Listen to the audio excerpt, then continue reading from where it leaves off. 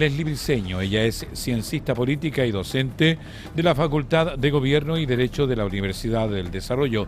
¿Cómo está, Leslie? Buenas tardes, bienvenida a Hora de Noticias a través de puranoticias.cl. Hola, muy buenas tardes, muchas gracias por la invitación. Leslie, ¿qué lectura hace del rechazo mayoritario a que el presidente pueda decretar por sí solo este estado de excepción?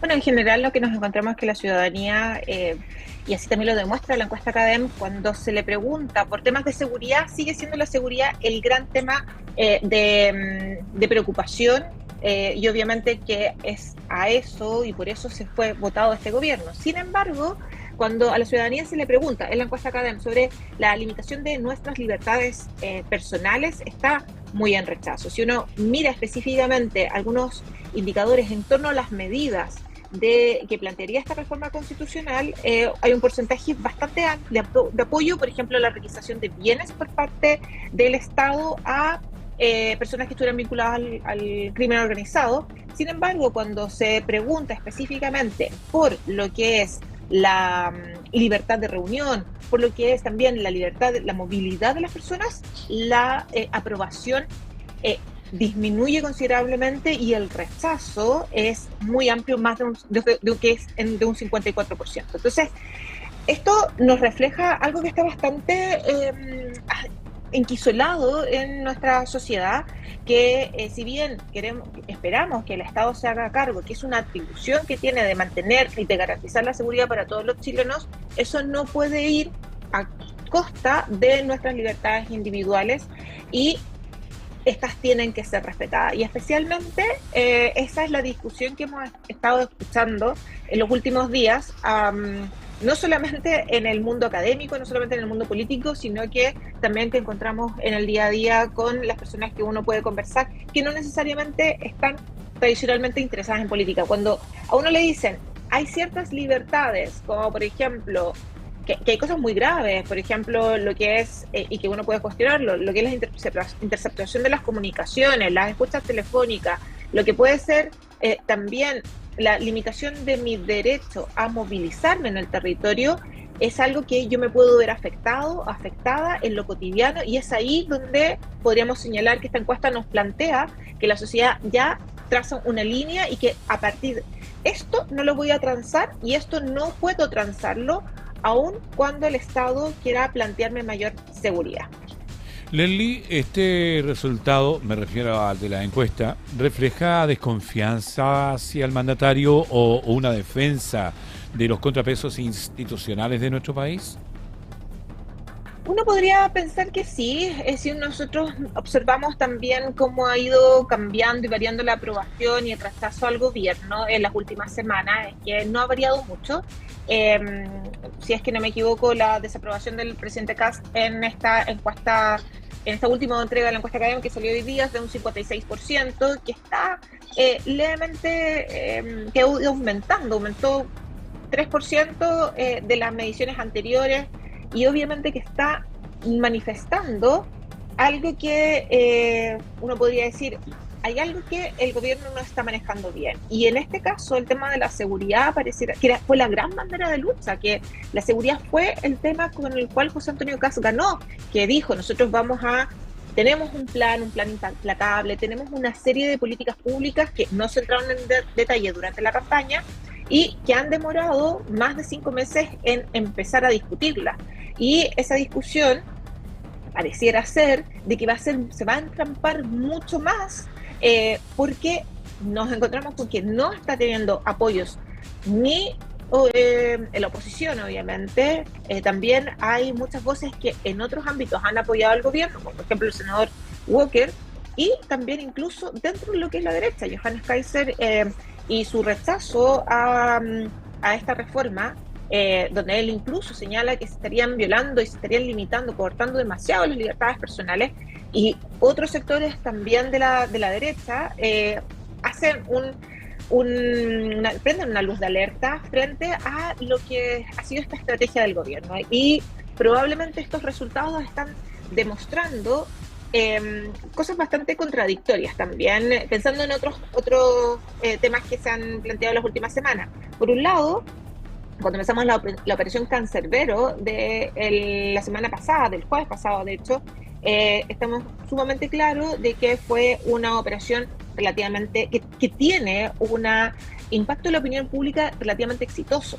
La ciudadanía dijo, sí, esto es algo que yo quiero. De hecho, la pregunta de la CADEM fue, ¿está usted de acuerdo? Bueno, la construcción de la pregunta es un poco tendenciosa. ¿Está usted de acuerdo con que el Estado, el gobierno traslade presos? Obviamente que yo voy a estar de acuerdo.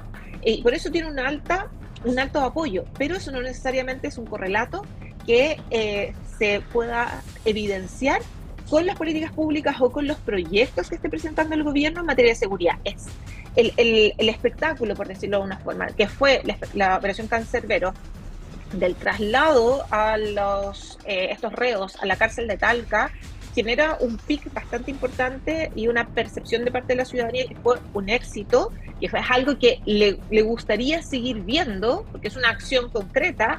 Sin embargo, eso no necesariamente es un elemento que un elemento que se vaya a ver reflejado en el apoyo popular y el apoyo a este tipo de medidas. Y eso es algo que tiene que tener en claro el gobierno. Como que uno queda también un poco inestable también, Leslie, porque en un principio, recuerda cuando el ministro Arrau asume, dice que no había un plan de seguridad, que se iban a quedar con el de Boric, y después aparece todo esto. O sea, eso lo hicieron en el camino, lo pensaron después, lo repensaron, lo replantearon, y sale todo esto que al final es un extremo. Exacto. A ver, lo que nos pone en evidencia esto es que el gobierno efectivamente no tenía un plan de seguridad, no tenía un plan para combatir la delincuencia, como lo había señalado. Recordemos que durante la campaña de José Antonio Kast, los últimos meses y todo lo que fue la campaña, no solamente la campaña oficial, sino que incluso desde antes, si pensamos todo el discurso de José Antonio Kast en los últimos años, es decir, nosotros vamos a combatir la delincuencia y nosotros tenemos un plan, y le daba nombres que eran bastante rimbombantes a esos planes que señalaba. Cada vez que algunos otros políticos de la oposición, incluso los periodistas en los debates le preguntaban, bueno, candidato Kast, le decía, ¿cuál es ese plan? Él decía, no, es que no queremos dar a conocer porque es una idea que estamos trabajando, cuando lleguemos al gobierno lo vamos a dar a conocer, pero los primeros meses, las primeras semanas, no había un plan, no habían acciones concretas en relación a materias de seguridad.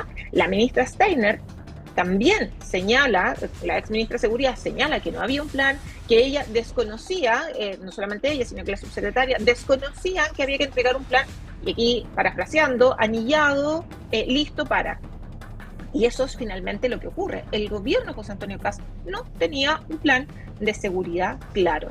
Y si bien uno rescata lo que señaló el ministro Arrau los días de haber asumido, después de reunirse con el exministro Luis Cordero, que es la política de seguridad tenía que ser entendida como una política de Estado, no como una política pública de un gobierno determinado. Y uno puede reconocer, obviamente, que es válido y es necesario entender la política de seguridad como una política de Estado. De nuevo, esto fue hace ya casi 3 meses, de nuevo nos damos cuenta que esa bajada la estuvieron construyendo durante estos meses, y hoy día nos encontramos con un proyecto de ley de reforma constitucional que si bien se había señalado durante la campaña que se iba a combatir la delincuencia, en ningún minuto se habló de reforma constitucional en estos ámbitos. No hay nada asociado a una reforma constitucional de aumentar de un nuevo estado de excepción, aumentando las atribuciones del presidente, y tampoco era parte de la discusión las reformas constitucionales. O sea, recordemos que incluso José Antonio Kast y republicanos, cuando fueron los ejercicios de la Convención Constituyente y del Consejo Constitucional, estaban en contra de redactar un nuevo proyecto de constitución, y ahora nos dicen que en realidad para poder abordar los temas de seguridad hay que hacer una reforma. Entonces ahí también nos damos cuenta de esa contradicción, y que pone en evidencia nuevamente más que el gobierno no tenía un plan claro en relación a cómo combatir la delincuencia.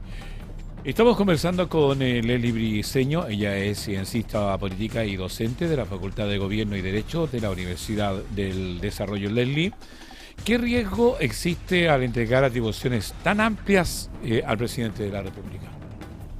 Bueno, el riesgo, claro, que se pueden violar nuestros derechos fundamentales. Estamos pensando que es una atribución, en este caso, una atribución que permite al presidente de decretar estado de excepción hasta 8 meses, sin consultarle a nadie, no tiene ningún tipo de contrapeso. Hoy día, en el estado de excepción que tenemos, el presidente puede tomar la decisión de decretar, pero es por 15 días. Y posteriormente, si se quiere mantener el estado de excepción, tiene que ser revisado por el Congreso. Así, por ejemplo, en la macrozona sur ha estado discutiéndose constantemente si es que el estado de excepción se va a mantener. Y se ha mantenido sin ningún inconveniente, ninguna traba en la discusión parlamentaria para poder garantizar el funcionamiento de las Fuerzas Armadas y el despliegue de las Fuerzas Armadas en la macrozona sur, que comprende parte de la región del Biobío, la región de la Araucanía y parte de la región de los Ríos. Nos damos cuenta que existen las atribuciones. El problema con esto es que el presidente puede de motu propio determinar que se escuchen nuestras llamadas telefónicas, se intercepten nuestra correspondencia, se revisen nuestras conversaciones privadas finalmente, se limite el derecho de reunión, el derecho de asociación, se me puedan confiscar los bienes solo, única y exclusivamente a partir de lo que el presidente crea, sin intermediar fiscalía, sin intermediar una orden de la justicia. Y eso, lógicamente, es complejo, porque uno puede señalar que uno podría asumir que hay una buena intención a partir de esto, pero cuando se va a determinar qué es esa situación de amenaza, queda a criterio presidencial. Y la situación de amenaza, claro, uno asume y espera, en términos, una idea bastante optimista, que sea que efectivamente haya una situación de conmoción vinculada a la delincuencia, a combatir el crimen organizado, a combatir el narcotráfico. Sin embargo, esto también podría salirse de las manos y decir, oye, las personas que cumplen con este perfil, oye, ¿sabes qué? Que este partido en particular lo vamos a decretar como una organización terrorista y o una organización que finalmente es peligrosa. Y eso puede significar y recordar momentos históricos de nuestro país que no queremos volver a repetir, como lo que fue la ley maldita o también incluso la dictadura militar. La ley de expresión también, la libertad de expresión también estaría también en juego y la detención por sospecha, entre otras cosas, Leslie, ¿no? Exactamente. O sea, estamos entregándole una cantidad de poder enorme y por eso muchos han señalado, constitucionalistas, abogados, el mundo político en general y la academia en general también, ha señalado que esto puede horadar las instituciones democráticas de nuestro país. Por eso hay que tener tanto cuidado en a quién le entregamos esta atribución. Si pensamos en la discusión, no quiero ser muy densa, pero si pensamos en la discusión filosófica, Montesquieu hace 300 años atrás planteaba la necesidad de que el poder tiene que estar limitado y los fundadores y los pensadores del siglo XVII y siglo XVIII, cuando pensaban en el Estado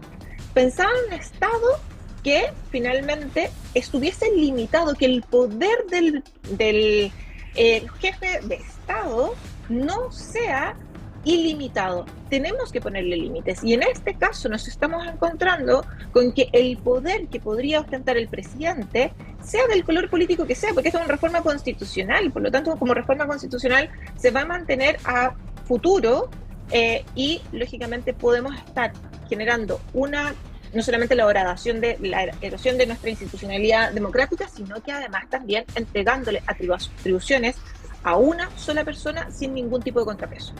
Leslie, finalmente, ¿qué modificaciones debería realizar el gobierno para conseguir el respaldo político y ciudadano mucho más amplio? Ahí depende de cuál va a ser la estrategia. Algunos analistas que yo he escuchado y que he conversado, han señalado que quizás el gobierno tomó esta decisión o tomó esta acción pensando, o sea, el tejo pasado, como se dice. Dijo, vamos a tirarlo más allá para poder negociar. Pero probablemente quizás una de las cosas que va a tener que tomar el Ejecutivo la decisión es si efectivamente va a mantener la idea de una reforma constitucional. ¿Por qué? Porque como está en estos momentos, quizás ni siquiera sea aprobada la idea de legislar y eso implica que el Ejecutivo no puede mandar el proyecto en un año más.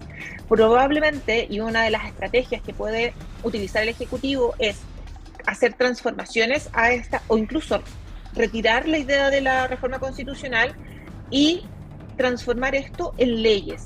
La mayoría de los abogados que yo he escuchado y con los cuales he conversado sobre este tema han señalado que las herramientas del Estado existen. Nosotros tenemos estados de excepción claramente establecidos en la Constitución que funcionan, que tienen una institucionalidad clara que todos además nosotros como chilenos conocemos.